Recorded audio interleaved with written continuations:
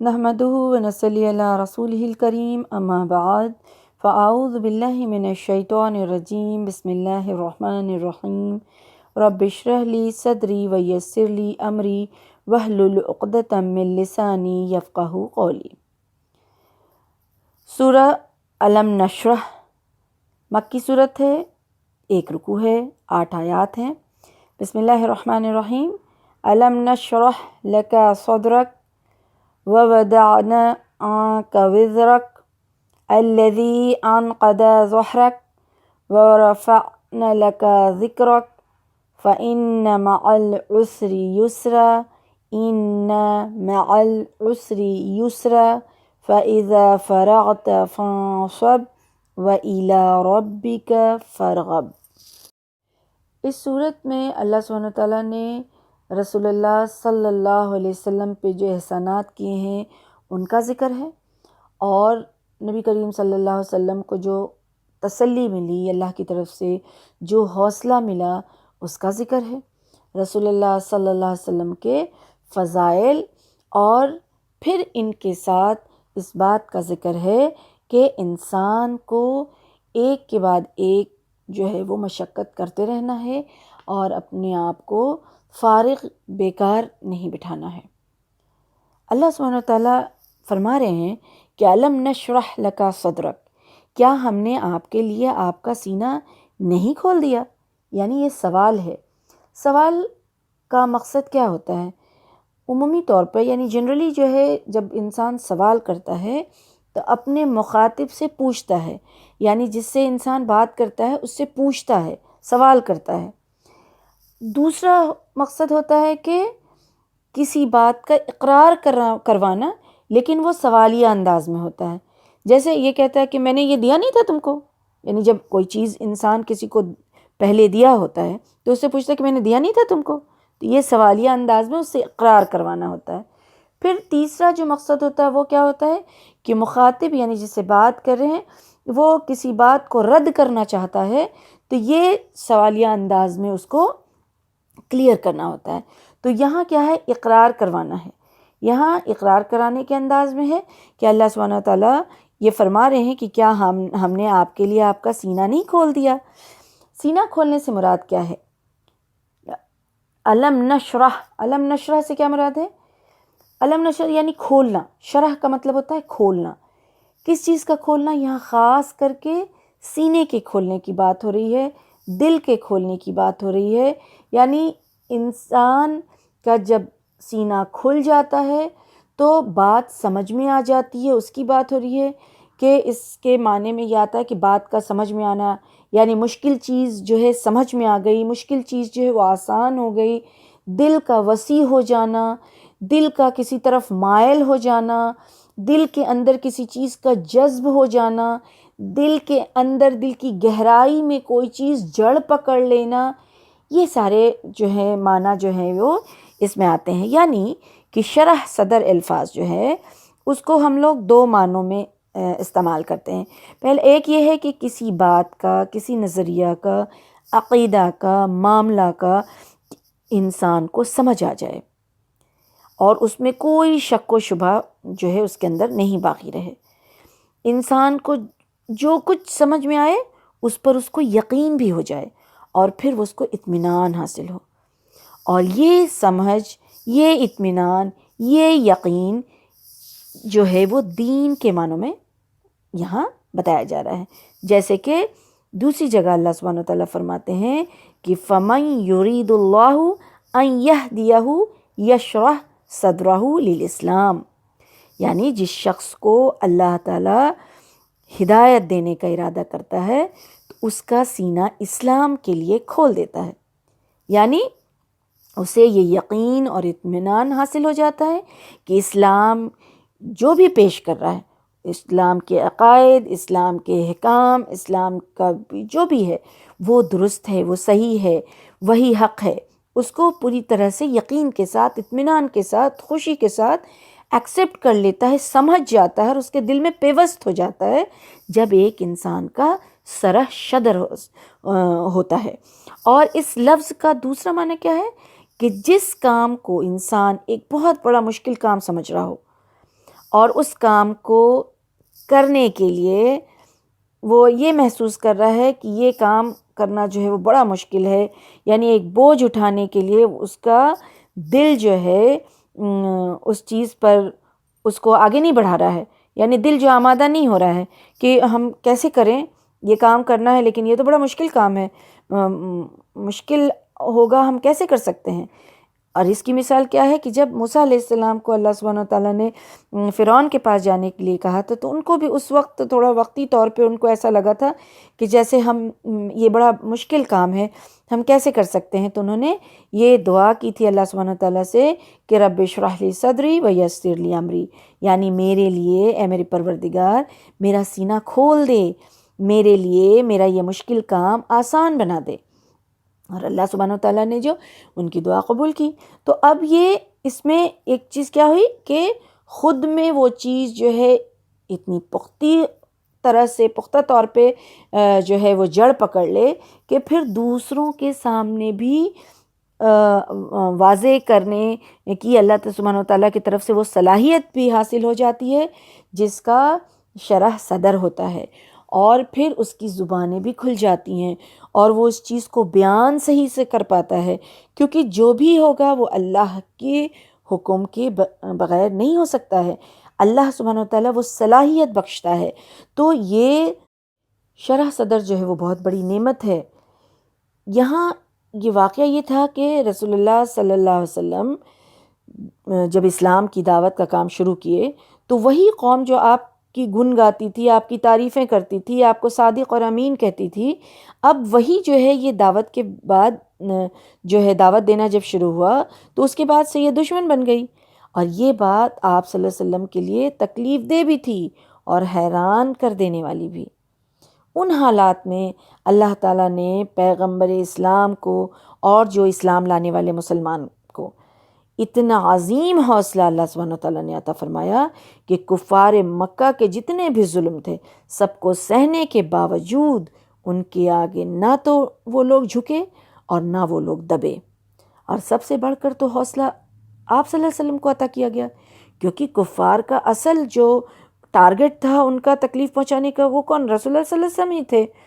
اور رسول اللہ صلی اللہ علیہ وسلم کی رسالت کے مخالف تھے وہ لوگ، اللہ کی آیات کا مخالفت کرتے تھے، آپ صلی اللہ علیہ وسلم کے کلام کا مذاق اڑاتے تھے، ان کو جھوٹ کہنا، جادو کہنا اور کس طرح سے، اور باضابطہ وہ لوگ ایسا مذاق اڑا کر کے ہنستے تھے۔ تو یہ ساری چیز جو ہے وہ کتنی تکلیف دہ، اور اس پر سے پھر جسمانی تکلیف بھی، جسمانی ایذا کی بھی انتہا سے انتہا ہوئی، اور لوگوں نے یہ پہنچائی رسول اللہ صلی اللہ علیہ وسلم کو تکلیف پہنچائی۔ تو مکی دور میں کافروں نے تو کوئی کسر نہیں چھوڑی تھی، اور یہاں تک کہ جان مبارک بھی لینے کے لیے لوگ جو ہے تلے تھے۔ تو اس طرح سے، اور دوسرے صحابہ کو، دوسرے مسلمانوں کو بھی جب کسی طرح کی تکلیف پہنچتی تھی تو اس کا بھی جو ہے وہ اثر جو ہے رسول اللہ صلی اللہ علیہ وسلم جو ہے اپنے دل پر بہت لیتے تھے، لیکن اللہ سبحانہ وتعالیٰ کے احسان ہے کہ ان سب مصیبتوں اور پریشانیوں کو برداشت کرنے کے لیے اللہ سبحانہ وتعالیٰ نے جو اتنا عظیم حوصلہ، اتنا چٹان جیسا حوصلہ جو اللہ سبحانہ وتعالیٰ نے عطا فرمایا، تو وہی اللہ سبحانہ وتعالیٰ یہاں سوالیہ انداز میں پوچھیں کہ کیا میں نے آپ کا سینہ نہیں کھول دیا تھا؟ کیا ہم نے آپ کے لیے آپ کا سینہ نہیں کھول دیا تھا؟ تو یہاں یہ بات واضح کی گئی اللہ سبحانہ وتعالیٰ کی طرف سے، کیونکہ جس کا شرح صدر ہو جائے وہ دین اسلام کے لیے ٹوٹلی کنونس ہو جاتا ہے، اس کے اندر یقین، اس کے اندر توکل، اس کے اندر حوصلہ، یہ ساری چیز جو ہے اس کے دل کے اندر جڑ پکڑ لیتا ہے، پختہ ہو جاتا ہے، پھر وہ کسی طرح سے بھی اس کو چھوڑنے کے لیے تیار نہیں ہوتا ہے، اور پھر اس کے لیے وہ اپنا جان، مال، وقت، صلاحیت سب کچھ دینے کو تیار ہو جاتا ہے اور خوشی خوشی دیتا ہے۔ تو یہ ہے شرح صدر کا فائدہ، اور شرح صدر اس کو کہتے ہیں۔ تو اسی طرح سے عام انسان بھی اگر شرح صدر کا طالب، شرح صدر چاہتا ہے تو اس کے لیے اس کو کیا کرنا چاہیے؟ سب سے پہلے تو اس کو دین میں دلچسپی لینی ہے۔ رسول اللہ صلی اللہ علیہ وسلم کا شرح صدر ہوا تو اس کے پہلے انہوں نے کیا کیا؟ اس کے پہلے وہ کتنے پریشان تھے، غور و فکر کر رہے تھے، اور وہ اس چیز کے لیے غمزدہ تھے کہ کہاں سے کیسے حق حاصل ہو، کیا راستہ میسر ہو جس کی وجہ سے ہم ان سب لوگوں کی برائی اور گمراہی میں لوگ جو مکہ والے پھنسے ہوئے ہیں اس گمراہی سے ان کو کیسے نکالا جائے، کس راستے پر بلایا جائے، حق کیا ہے، کیسے واضح ہوگا۔ تو جب یہ دلچسپی ان کے اندر آئی اور جب غور و فکر اور جب یہ غم ان کو ستانے لگا، تب پھر اللہ سبحانہ وتعالیٰ نے ان کا شرح صدر کیا، تب وحی آئی اور اللہ نے نبوت کے لیے ان کو نبوت سے نوازا۔ اب اسی طرح سے انسان پہلے دلچسپی اس میں پیدا کرے دین کے معاملے میں، پھر کیا کرے، پھر قدم اٹھائے۔ جیسے رسول اللہ صلی اللہ علیہ وسلم نے کیا کیا، تنہائی پسند کرنے لگے، غار حرا میں جا کر کے اللہ سبحانہ وتعالیٰ سے دعائیں کرنے لگے، تو انہوں نے قدم اٹھایا اس کو پانے کے لیے۔ تو قدم اٹھائے گا انسان، پہلے دلچسپی پیدا کرے گا، پھر قدم اٹھائے گا، پھر اللہ سبحانہ وتعالیٰ کی طرف سے مواقع اللہ سبحانہ وتعالیٰ عطا فرمائے گا، پھر اس کو پا کر کے انسان کا سینہ کھلے گا، دل کھل جائے گا، بات سمجھ آئے گی، عمل کرے گا، خود بھی کرے گا، اس کے لیے پھر آسان ہوگا، اس کے اندر اتنا حوصلہ ہوگا کہ خود بھی خوشی خوشی کرے گا اور لوگوں تک پہنچانے کا کام بھی کرے گا۔ تو شرح صدر ہر انسان کے لیے ممکن ہے، اس کے لیے اس کو بھی کوشش کرنی ہوگی۔ شرح صدر کا دوسرا معنی کیا ہے کہ حقیقی طور پہ کھلنا، یعنی فزیکلی کھلنا، جس طرح سے رسول اللہ صلی اللہ علیہ وسلم کا 2 بار سینہ چاک کیا گیا، یعنی کہ سینہ کھولا گیا، شرح صدر ہوا، ایک 4 سال کی عمر میں اور ایک معراج کے واقعہ پر۔ جب وہ چھوٹے تھے، 4 سال کے تھے، تو جبرائیل علیہ السلام آئے اور ان کے سینہ کو چاک کیا اور ان کے دل کے وہ پارٹ کو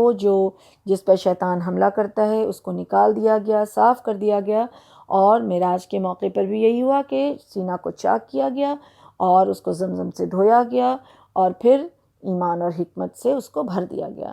تو یعنی کہ بچپن سے ہی اللہ سبحانہ وتعالیٰ نے ان کے لیے راستہ ہموار کیا ہدایت کا، اور یہی وجہ تھی کہ رسول اللہ صلی اللہ علیہ وسلم کو برائیوں سے، گندگی سے اور نجاست سے ان کو نفرت تھی، اور یہ نیکیوں کی طرف راغب تھے، رغبت تھی ان کی کس طرف، نیکیوں کی طرف۔ بچپن سے ہی کسی طرح کی، جب اسلام نہیں آیا تھا اس وقت بھی ہر برائی سے رسول اللہ صلی اللہ علیہ وسلم سبحان اللہ وہ دور ہی رہتے تھے۔ کسی طرح کی برائی جو معاشرے میں جیسی تھی، عبادت کے طور پہ لوگ برے طریقے سے عبادت کرتے تھے، یا پھر جو بھی غلط جو بات تھی، اب جیسے شادی بیاہ کے موقع پر وہاں کیا ہوتا تھا کہ گانا بجانا ہوتا تھا، تو یہ ان ساری چیزوں سے اللہ سبحانہ تعالیٰ نے ایک بار ایسا موقع بھی ہوا، 1-2 بار ایسا موقع ہوا کہ چھوٹے تھے، بکری چرا رہے تھے، اب ان کی خواہش ہوئی کہ اچھا سارے لوگ ادھر جا رہے ہیں تو ہم بھی جائیں، دیکھیں کیا ہوتا ہے، بچوں کا جیسے ہوتا ہے۔ لیکن اللہ سبحانہ تعالیٰ نے ان کو اتنی گہری نیند دی کہ جب وہ اٹھے تو سارا جو تماشا وہ ختم ہو چکا تھا، یعنی یہ کچھ نہ سن سکے اور کچھ ان کے کان میں نہیں پڑی بات۔ تو بچپن سے ہی اس طرح سے ان کی حفاظت ہوئی برائی سے۔ بہرحال تو اس سے پتہ کیا چلتا ہے کہ دل ہی ہے وہ جگہ، وہ مقام جہاں ایمان بستا ہے۔ حکمت کا تعلق بھی وہ کہاں سے ہے، دل سے ہی ہے، یعنی ایمان کا مقام بھی دل ہے، حکمت کا تعلق بھی وہ دل سے ہے۔ لیکن دوسری طرف اگر دیکھا جائے تو دل ہی خواہشات کا مجموعہ ہوتا ہے۔ پھر جو شخص اپنے جذبات، اپنی خواہشات، اپنے نفس، اپنی مرضی پر قابو پا لیتا ہے تو اللہ سبحانہ تعالیٰ اس کو علم حکمت عطا فرماتے ہیں،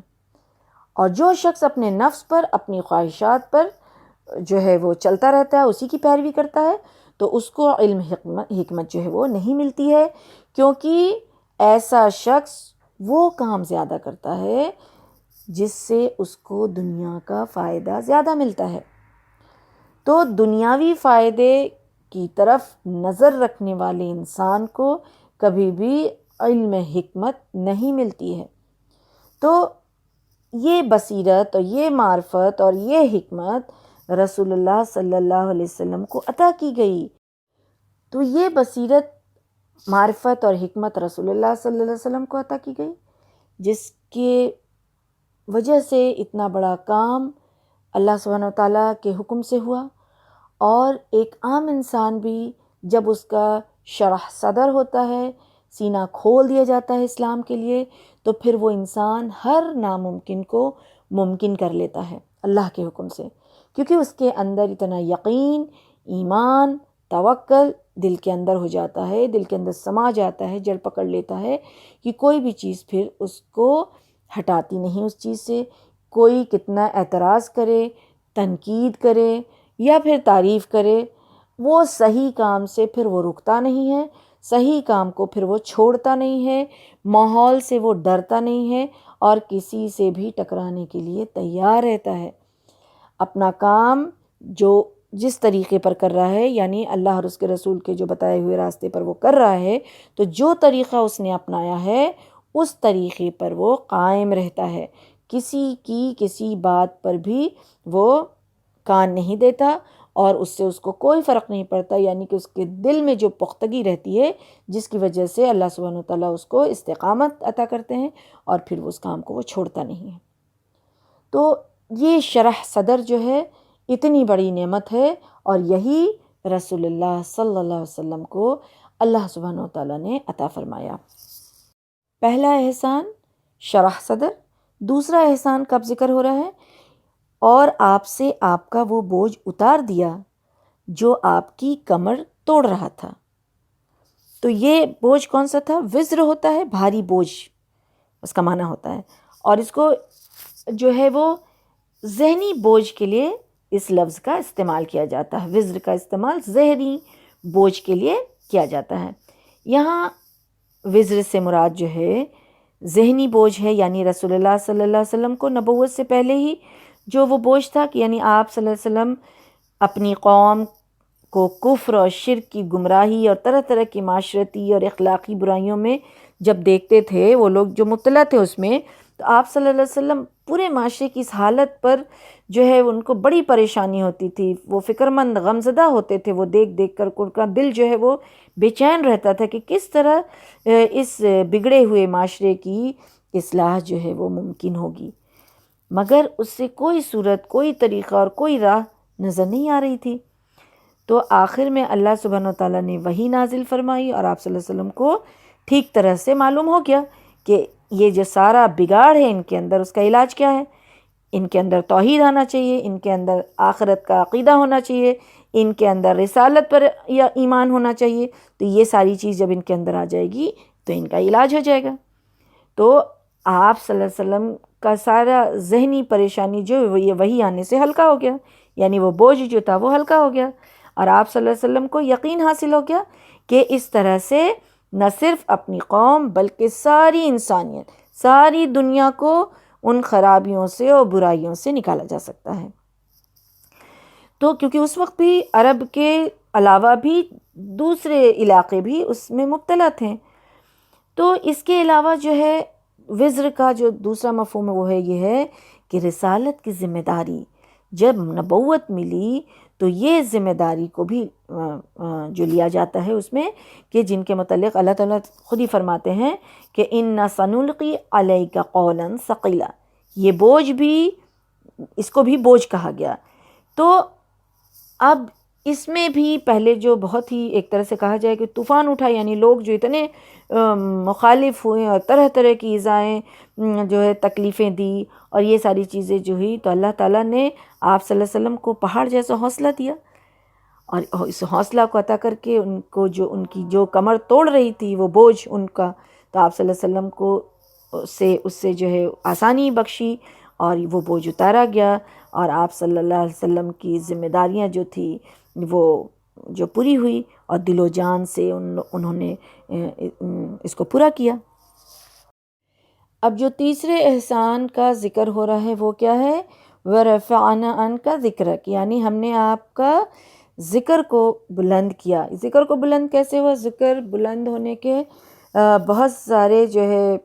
راستے نکلے، تو پہلا جو راستہ بنا، پہلا جو ذریعہ بنا، وہ ذریعہ مشرکین مکہ ہی بنے، یعنی دشمن ہی پہلا ذریعہ بنا۔ وہ کیسے؟ اللہ کے حکم سے کہ مشرکین مکہ وہ ہر راستہ اختیار کرنے کے لیے تیار تھے کہ دعوت کے کام کو روکا جا سکے۔ اسی سلسلے میں ان لوگوں نے حج کے موقع پر، جبکہ ہر طرف سے، چاروں طرف سے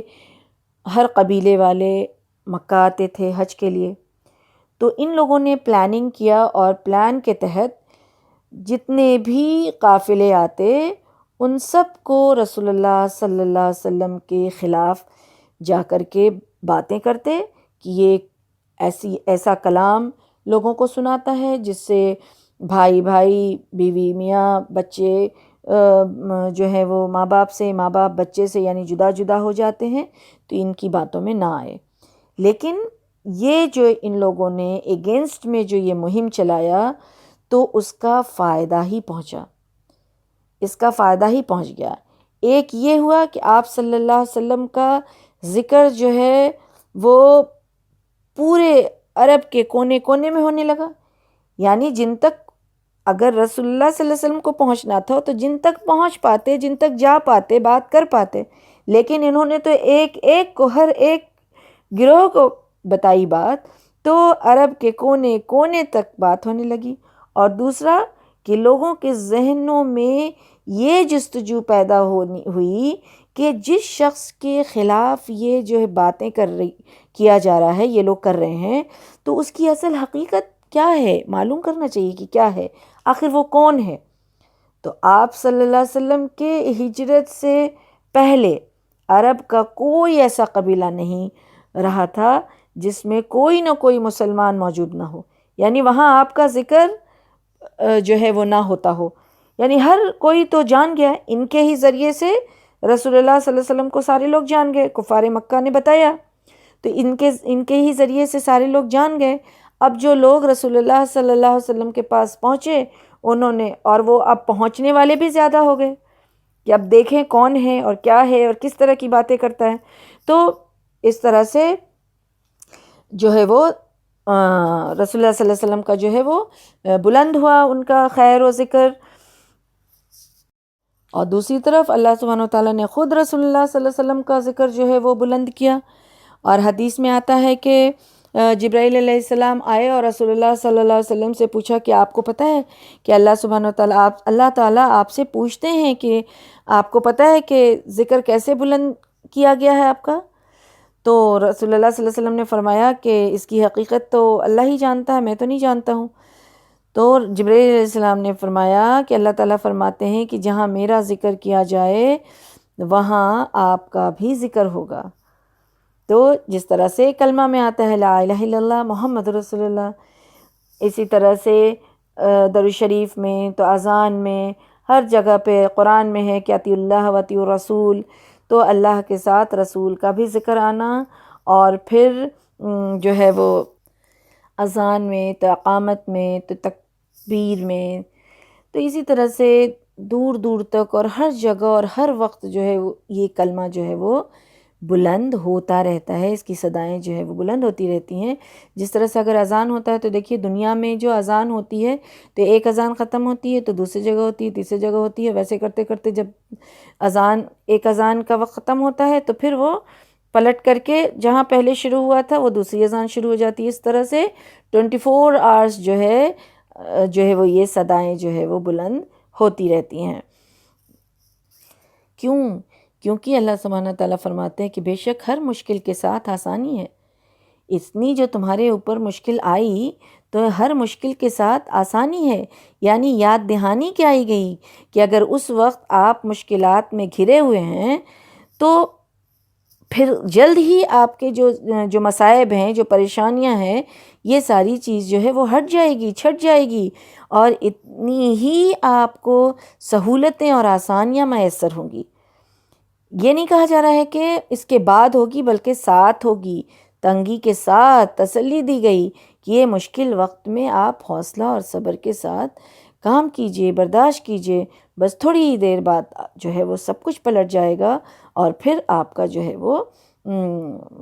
ذکر جو ہے وہ بلند ہو جائے گا۔ پھر اللہ سبحانہ وتعالیٰ فرماتے ہیں کہ فَإِذَا فَرَغْتَ فَانْصَبْ وَإِلَىٰ رَبِّكَ فَارْغَب، یعنی تو جب آپ فارغ ہوں تو عبادت کی مشقت میں لگ جائیں اور اپنے پروردگار کی طرف راغب ہوں۔ اب فارغ ہوں اور مشقت میں لگ جائیں کا کیا مطلب ہے کہ انسان جو ہے وہ ایک کام سے فرصت ہو تو دوسرے کام کے لیے فوراً تیار ہو جائے۔ فرغتا فنصب، یعنی فارغ ہو کے فوراً جو ہے پھر مشقت میں لگ جائیے۔ مشقت میں لگنے کا حکم ہو رہا ہے کہ آپ فارغ ہوئیے تو مشقت میں لگیے، یعنی ایک کام سے آپ فارغ ہوئیے تو پھر دوسرے کام کے لیے شروع ہو جائیے، اس کے بارے میں پلاننگ کرنا، اس کے بارے میں سوچنا کیسے کرنا ہے، کیا کرنا ہے، یعنی ایک کے ختم ہونے سے پہلے دوسرے کی فکر آپ کو ہو اور وہ کرنا، یعنی بیکار ایک مومن جو ہے وہ بیکار نہیں بیٹھ جاتا ہے۔ کیونکہ ایسے بھی اگر کسی کام سے ہم فارغ ہوتے ہیں، کوئی بھی کام کچھ کر رہے ہیں، کچھ حاصل کرنے کا، کچھ علم حاصل کرنے کا، تو کوئی نیکی کا کام اگر کر کے کچھ دن بیٹھ جائیں، فارغ بیٹھ جائیں اور اس وقت کچھ نہ کریں تو پھر وہ انسان کیا ہوا بھی بھول جاتا ہے اور پھر آگے کے لیے اپنے آپ کو پھر سے ایک نئے طریقے سے تیار کرنا پڑتا ہے۔ سبحان اللہ، سبحان اللہ۔ اللہ سبحانہ وتعالیٰ کا قانون کہ آپ جس کام میں لگے ہوئے ہیں فارغ ہو کے فوراً ہی آپ کیا کریے کہ مشقت میں لگیے، محنت میں لگ جائیے۔ یعنی کہ محنت کس طرح کا محنت؟ پلاننگ کرنا۔ دوسری بات کیا ہے کہ یعنی جب آپ تبلیغ کر رہے ہیں، تبلیغ کا کام کر رہے ہیں یا گھریلو کام میں جو ہے وہ مشغول ہیں، اسلام لانے والوں کی تعلیم اور تربیت میں اگر وقت دے رہے ہیں اور ان سب سے جو فراغت حاصل ہو رہا ہے آپ کو، یعنی یہ کام کر کے جو آپ کو فرصت مل رہی ہے، تو اس میں کیا کرنا ہے؟ اپنے پروردگار کی طرف آپ رجوع کریے،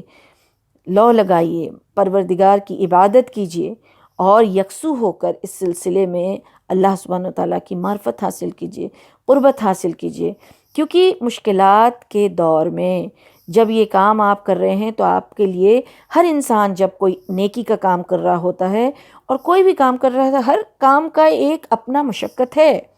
ہر کام کا ایک اپنا مشقت ہے۔ تو اس دور میں، اس وقت میں اللہ کی عبادت اور اس کا ذکر کرنے کا حکم ہو رہا ہے اور اس پر توکل کرنے کا حکم ہو رہا ہے، تاکہ یہی چیز انسان کو ایسا حوصلہ عطا فرماتا ہے، یہی چیز انسان کے اندر ایسی طاقت لاتا ہے کہ جس سے وہ مصائب، وہ مشکل، وہ پریشانی انسان برداشت کرنے کے قابل بن جاتا ہے۔ تو اس سے یہ کیا پتہ چلتا ہے؟ اس سے یہ پتہ چلتا ہے کہ انسان کو فارغ نہیں بیٹھے رہنا چاہیے، ایک دم کچھ نہ کرنے کا فارغ نہیں۔ اور جو ہم اس معنی میں سمجھتے ہیں کہ جب کام سے فارغ ہو جائیے تو نماز پڑھنے چلے جائیے یا دین کا کام کرنے لگ جائیے فارغ ہو کے، اور ہم کبھی دنیا کے کام سے فارغ ہوتے نہیں ہیں اور پھر نیک کام کرنے کے لیے اپنے آپ کو نہیں لگاتے ہیں۔ تو دنیا کے کام کر لیجئے تو پھر عبادت میں لگ جائیے، یعنی کہ عبادت کریے، اللہ سے قربت حاصل کریے اور پھر مصروف رہیے۔ آپ اپنے آپ کو بیکار مت چھوڑیے، مصروف رہیے، آگے کیا کرنا ہے، کیسے کرنا ہے، اور جو کر رہے ہیں اس میں اللہ کی مدد کیسے آئے گی،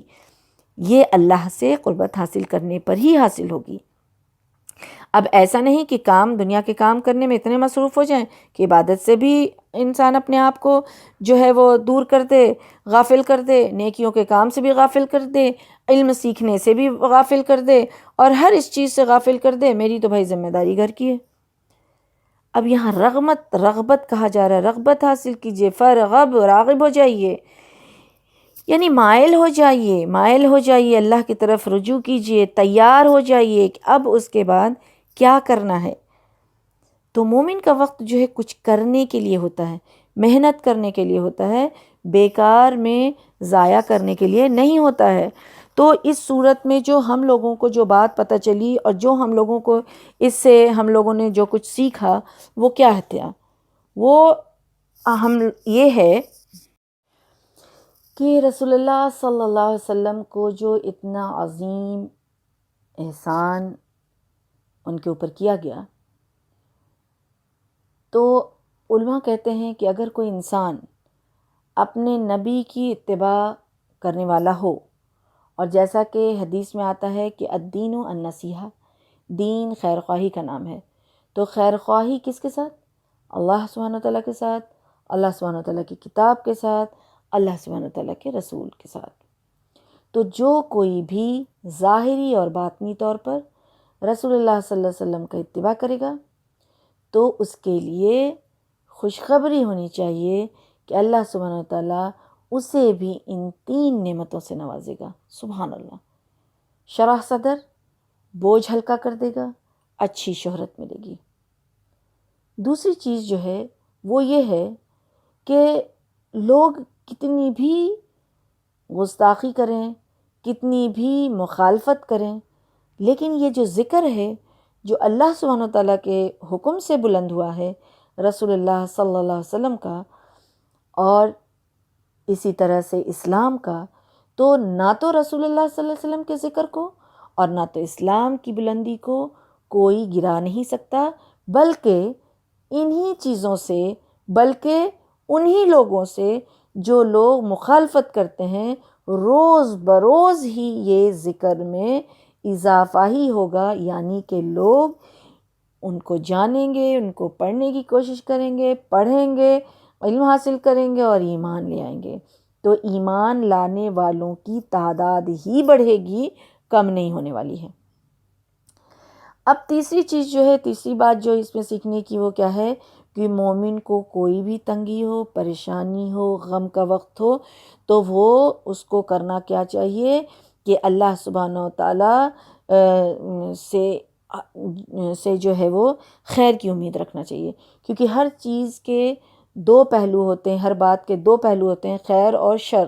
تو خیر کے پہلو کو تلاش کرنا اور ساتھ میں مکمل امید رکھنا اللہ سبحانہ و تعالیٰ سے. یعنی خیر کا پہلو بھی تلاش کرنا ہے ہر غم، پریشانی اور مصیبت میں، اور پھر اللہ سے اسی خیر کے پہلو پر مکمل امید بھی رکھنا ہے کہ یہ خیر ہی ہوگا. اب انسان جو ہے، تبھی انسان زندگی جو خوشی سے گزار سکتا ہے، انسان اپنے زندگی میں خوش رہ سکتا ہے، اس کو خوشی ملے گی، اس کو سکون ملے گا اللہ کے دیے ہوئے پر، اللہ کے عطا کیے پر، اللہ کے منع کیے ہوئے پر راضی ہو جائے تو پھر اس صورت میں وہ سکون میں رہے گا. پھر سیکھنے کی بات کیا ہے، وہ یہ ہے کہ انسان کسی کام کو یہ سمجھے کہ میرے لیے مشکل ہے، بوجھ ہے، ہم سے نہیں ہو سکتا ہے، تو پھر اس وقت بھی اللہ سے مدد مانگے تو اللہ سبحانہ وتعالیٰ اس کے لیے آسان کریں گے. چوتھی بات جو سیکھنے کی ہے وہ یہ ہے کہ انسان جو ہے اپنے آپ کو کبھی بھی بیکار نہ رکھے، مشغول رہے. اپنے آپ کو ایک کام کرنے کے بعد پلان کرے کہ اس کے بعد پھر اور کیا کرنا ہے، اس کے بعد اور کیا کرنا ہے، اور پھر اپنے آپ کو جو ہے خیر اور نیکی کے کام میں، یعنی اللہ کی عبادت میں. اللہ کی عبادت کیا ہے؟ اللہ کی عبادت جو ہے وہ کام ہے جو اللہ کو راضی کرتی ہے. تو اللہ کو راضی کرنے والے کام میں لگے رہنا چاہیے، اور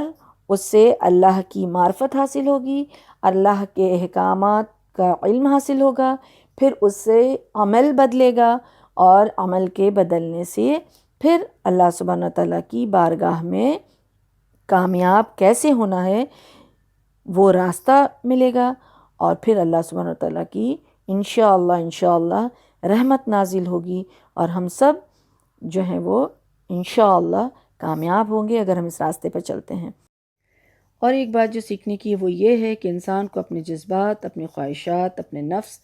اپنی مرضی پر قابو پا لینا ہے، اس کو اپنے کنٹرول میں رکھنا ہے، اس کے کنٹرول میں خود کو نہیں دے دینا ہے، اور پیروی کرنی ہے تو اللہ اور اس کے رسول صلی اللہ علیہ وسلم کی پیروی کرنی ہے. چونکہ حدیث میں آتا ہے کہ رسول اللہ صلی اللہ علیہ وسلم نے فرمایا کہ انسان کے جسم میں گوشت کا ایک لوتھڑا ہے، اگر وہ درست ہوا تو پھر سارا جسم درست رہے گا، اگر وہ خراب ہو گیا تو پھر سارا جسم جو ہے وہ خراب ہو گیا. سنو، وہ دل ہے. تو اس لیے دل میں ایمان ہو، اس کے لیے ہمیں اپنے نفس کو اور خواہشات کو اور اپنی مرضی کو کنٹرول میں رکھنا پڑے گا، اور رکھنا چاہیے. اور ایک بات جو ہے وہ یہ ہے آخر میں کہ انسان چونکہ مشقت میں ہی پیدا کیا گیا ہے تو مشقت میں گھبرانا نہیں ہے، اور حدیث میں آتا ہے کہ انسان کا معاملہ بھی کتنا عجیب ہے، اسے کوئی تکلیف پہنچتی ہے اور وہ اس پر صبر کر لیتا ہے، اور اگر اس کو کوئی خوشی ملتی ہے اور وہ اس پہ شکر کرتا ہے تو دونوں ہی حالت جو ہے اس کے لیے فائدہ مند ہے، یعنی دونوں ہی حالت میں اس کو اجر ملتا ہے۔ تو اس طرح سے مشقت میں بھی وہی راستہ اختیار کرنا ہے جو ایک مومن کا ہونا چاہیے۔ اللہ سبحانہ وتعالیٰ سے دعا ہے کہ اللہ سبحانہ وتعالیٰ ہم سب کو سمجھنے کی توفیق عطا فرما دے اور اس پہ عمل کرنے والا بنا دے، آمین یا رب العالمین۔ السلام علیکم ورحمۃ اللہ وبرکاتہ، وما علینا الا البلاغ۔